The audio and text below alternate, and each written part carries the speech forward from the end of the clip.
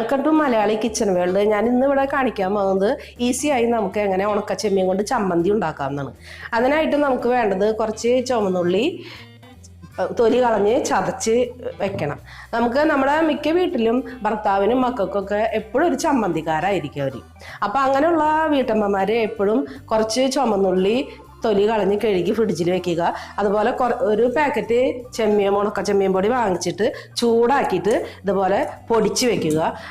കുറച്ച് മുളക് പൊടി ഒരു ബൗളിൽ എടുത്തിട്ട് കരിയാതെ ചൂടാക്കി ഒരു ഡബ്ബയിൽ എടുത്തേക്കുക. ഈ മൂന്നുണ്ടായാൽ നമുക്ക് വളരെ പെട്ടെന്ന് ഉണക്ക ചെമ്മീൻ ഉണ്ടാക്കാൻ സാധിക്കും, ചെമ്മീൻ ചമ്മന്തി ഉണ്ടാക്കാൻ സാധിക്കും. ഇത് എങ്ങനെയാണെന്ന് നമുക്ക് നോക്കാം. ഇതിലിപ്പോൾ ഒരു 5-8 ചുവന്നുള്ളി ഉണ്ട്, അത് ഞാൻ ചതച്ചെടുത്താണിത്. ഇതിലേക്ക് നമുക്ക്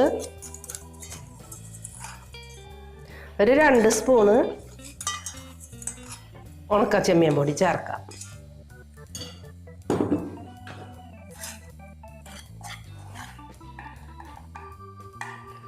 ഒരു 1/4 സ്പൂണ് മുളക് പൊടി ചേർക്കാം.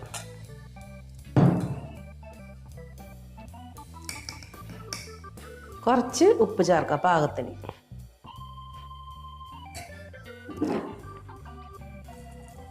ഇനി നമുക്ക് കുറച്ച് വേപ്പില ചേർക്കാം.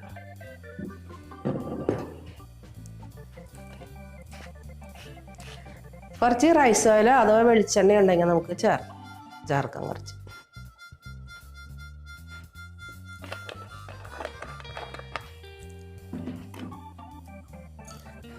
ഇത് നന്നായി ജോയിൻ്റ് ആക്കുക. മക്കച്ചെമ്മീനും ഈ മുളക് പൊടി ചൂടാക്കിയതും ഉപ്പും അതുപോലെ ഉള്ളിയും വേപ്പിൻ്റെ അരിയും തമ്മിൽ നമ്മൾ ചൂടാക്കുക. കുറച്ചും കൂടി വലിയ പാത്രം വെച്ചാൽ നമുക്ക് ഇങ്ങനെ ഈ സ്പൂൺ കൊണ്ട് ഇങ്ങനെ ഞരക്കി എടുക്കാം.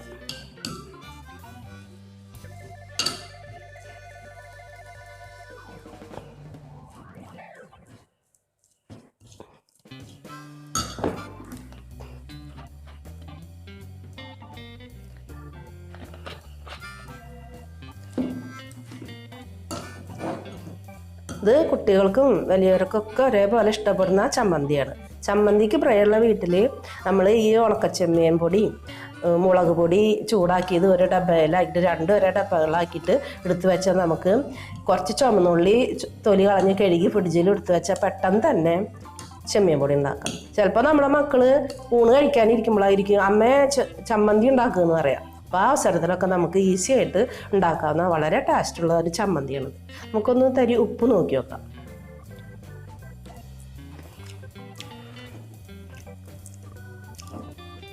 ഉപ്പൊക്കെ ഉണ്ട്. വേണമെങ്കിൽ ഒരു പൊടിയും കൂടി മുളക് പൊടി ഇട്ട് വെക്കാം.